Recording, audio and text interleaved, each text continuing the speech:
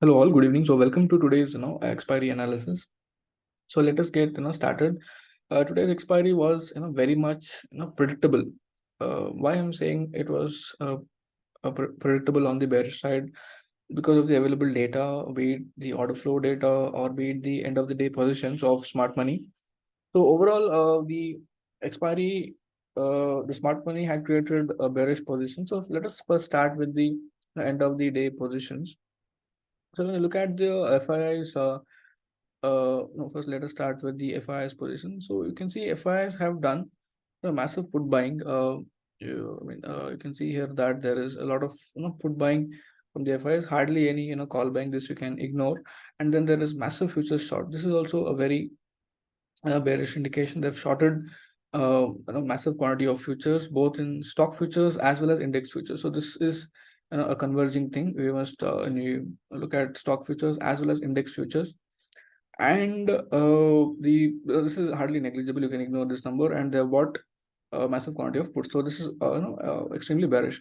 Now coming to the prop desk data, you can find here that the prop desk has also, in addition to buying puts, they have also shorted calls. So prop desk has shorted more calls. This is extra bearish. Also they've bought more calls. This is, sorry, bought puts. This is again bearish, and the other part can be ignored because of the longer context. That is, these generally have a longer horizon to view, right? So when we combine the positions of FIs and smart money, as we've discussed multiple times, the positions overall come to be very bearish, in the sense that there is shorting of index futures, there is shorting of index futures, there is shorting of calls, which is bearish.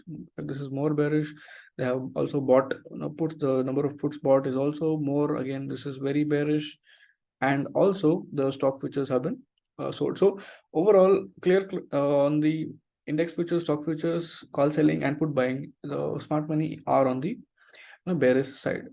Now when you look at the client's position, from the client's position, you see the exact opposite situation. So this is when the market becomes very much predictable, where the clients have gone along with the index futures. They have also bought some calls. This is bullish. They have also sold puts, which is again very bullish. And then they have also bought stock futures. So exactly the opposite. When they do, when the clients do exactly as opposite as fires and prop desk, and when the quantity is higher, so that is when the market will take the direction of the smart money. This we've discussed a couple of times. And then today was expiry, and it had to play out these bearish positions which the FIs and prop desk had created. It had to come to conclusion by a bearish move, and that move came towards the end. So this was from the EOD position analysis perspective. So it was very clear that the market would be bearish. But how the bearishness would play out, for that we needed some more basic concepts such as the price. So when you look at the price, so first let me remove today's price action. So yeah, just a minute. So when you remove today's price action to analyze the move. Yesterday we discussed that the price for this, we took this as the low because this was a breakaway gap, and this was the previous resistance. You can see that the price took resistance in the previous swing high. So it was a breakaway gap.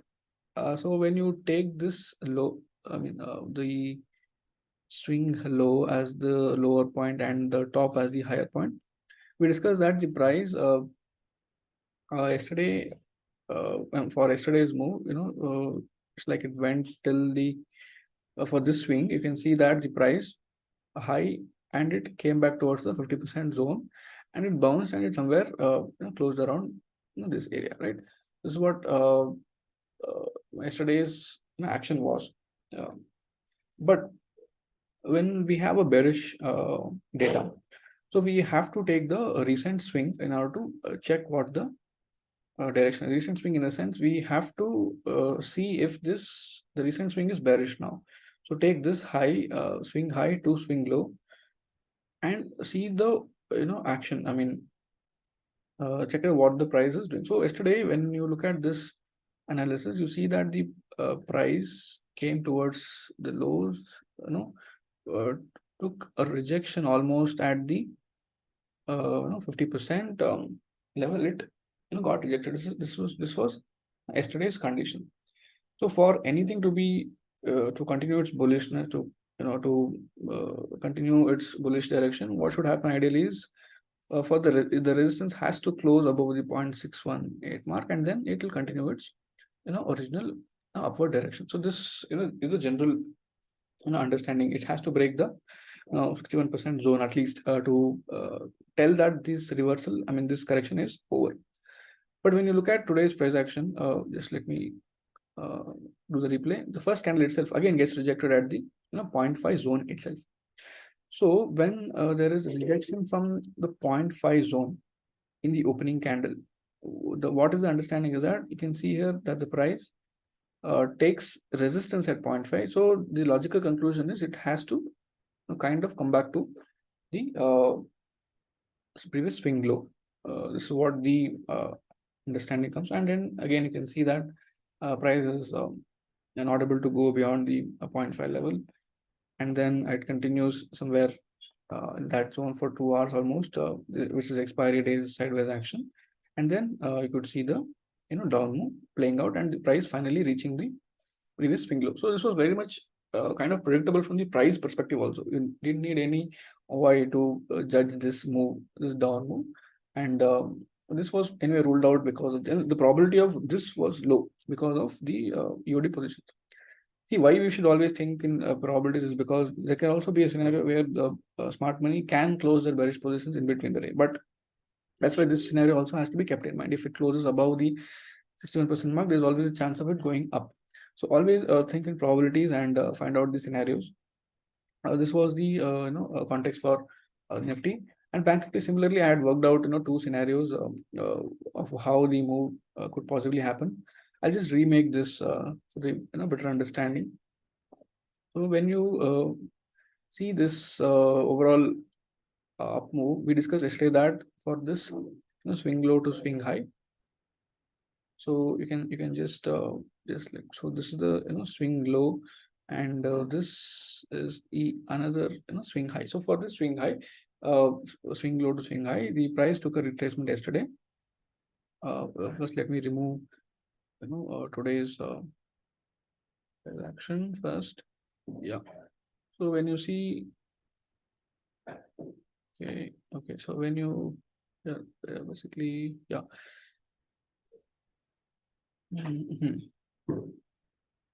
So when you look at the price, what it has done yesterday is, so it has for the recent swing, it has taken a correction till the 38% level, and it has closed somewhere above, right? This is what the yesterday's condition was. Now with the bearish data in mind, we have to see the price from that perspective. So the perspective is for this bearish swing, to become for this view to get negated, what are certain levels that the price has to cross. So let me just clear this. So this swing becomes our a reference point now. So when you take from this swing to this swing, you can also see that the price just like Nifty, you can see it comes lower, retests, it gets rejected at 0.5 to 0.6 zone. So ideally, what should happen if it gets rejected around this crucial zone? It means the price will go back and test that previous thing. So this is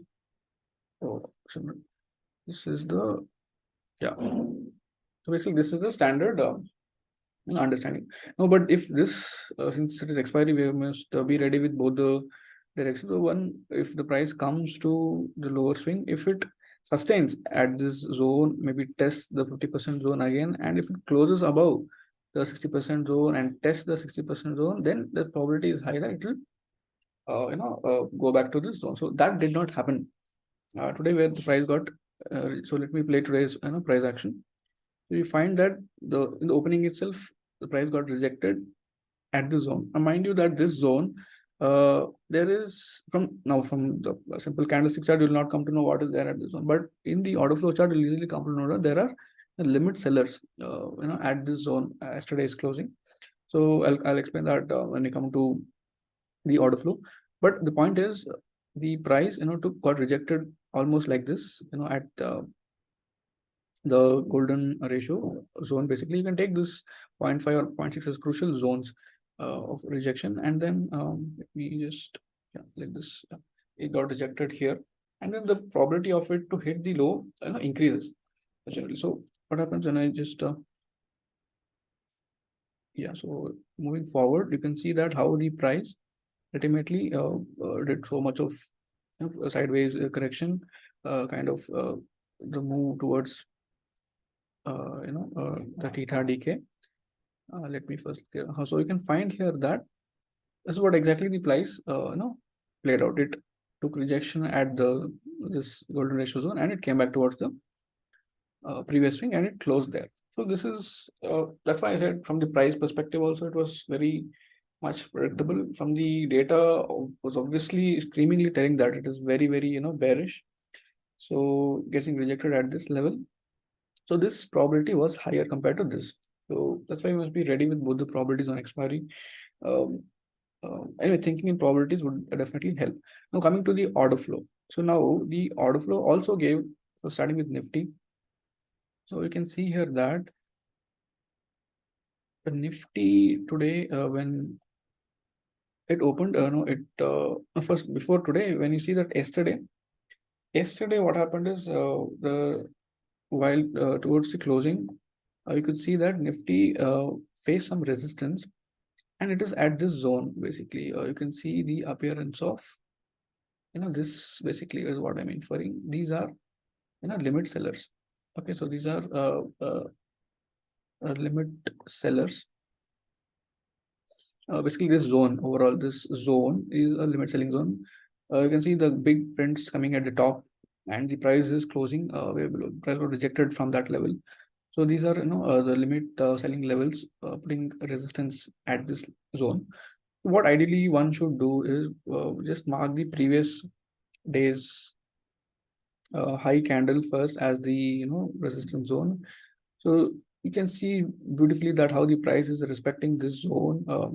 It is not even, cross it, and in fact, again you could find the limit sellers getting activated when the price reach that level. You can see around the same quantity, around 50k worth of 50k, 20k. These are, very good orders coming at the, ask side, right? So these are limit, sellers. So especially these two clearly confirm, and price not able to sustain it. And already yesterday also we had the confirmation that the price got rejected here. And given the bearish equity positions, you must come to some logical conclusion that yes, the price for today, the price, this is the resistance zone. And in the next candle itself, you find the confirmation with, aggressive sellers coming out and taking the price, lower. So clearly, this was a shorting point for, Nifty. I mean, this zone basically. So price spent some time there, and in fact, it spent a lot of time in this, zone. It bounced from VWAP also, then went sideways. This is standard expiry, time-based correction for theta decay, which happens ultimately. It, broke down. I mean, Nifty broke below the VWAP, and then you could see it taking some support around the, same zones. And just a minute, let me, yeah. So, and then you could see it was the final closing, which basically the bearish move. You could get some hint from this also that the move is bearish, and the euro data is, coming out. I mean, playing out in the second half. So ultimately, Nifty, went and closed lower. It's around the same, 560 odd zones, where the price found support. I think the previous, you can see here that the price found support here yesterday. It was the same limit band which we discussed yesterday, right? So price, closed around the same zone. So this is how the move was basically planned by the smart money, keeping this as a strong resistance, shorting from there till the lows. This was from the Nifty's perspective. Bank Nifty also a similar thing was, planned, as you can see here. Let me show it carefully.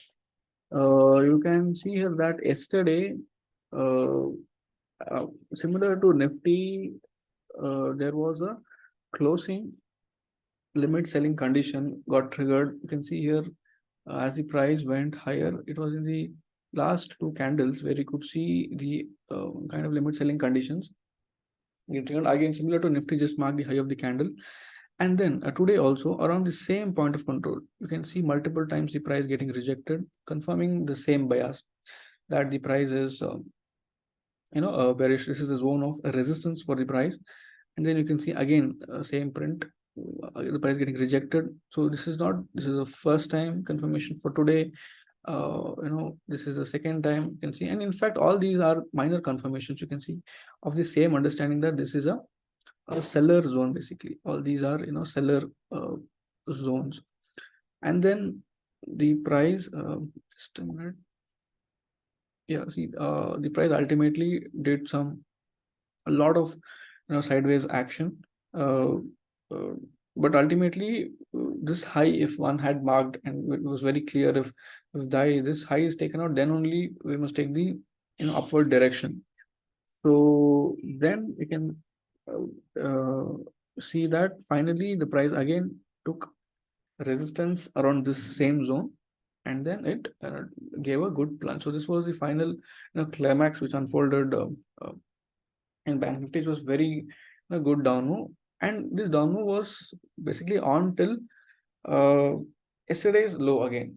That's why it's I said the move is very much predictable. If you see yesterday's low zone, you can see this was these lows yesterday where the limit buyers got activated and they had taken the market up, creating a bullish bias. So this, you mark this candle as the low, the price almost came to towards that zone because since the smart money's positions were bearish, they took it lower. They extracted as much profit as possible from the bearish positions, and price almost closed around the same zone, you can see. So overall, the order flow also gave a clue that there was resistance at these zones and there was support at 44,000 zones.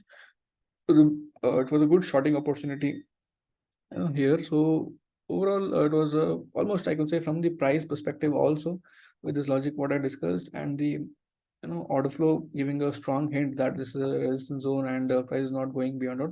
And in fact, I would like to share one more point, that why the price bounces from this zone. This is 44,100.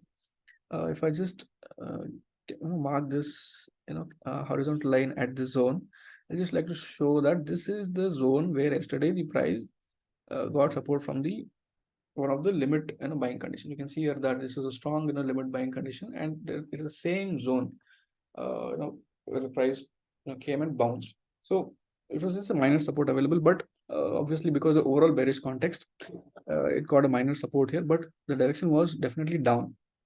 Down till where? Down till these lower zones. So this was about the order flow thing. Coming to the OI perspective, when the larger point to keep in mind is on expiry days, when it comes to the OI, of course you can see the closing of positions everywhere, and the bearish position obviously dominating. But how to interpret this is from the EOD, if you get any bias, and in the intraday, if the direction is not clear, because this OI clearly says that there is writing going on in both the directions. So you can see here that there is both call writing also, there is both put writing also throughout the day. So it means sellers for a larger part of the day, they are keeping the market in some range, and in the final part, we could get that direction which the smart money were in, that is the bearish direction. So that's what happened. You can see at the last we could see some put unwindings, I mean strong put unwinding, and call rating also, again confirming the EOD bearish view.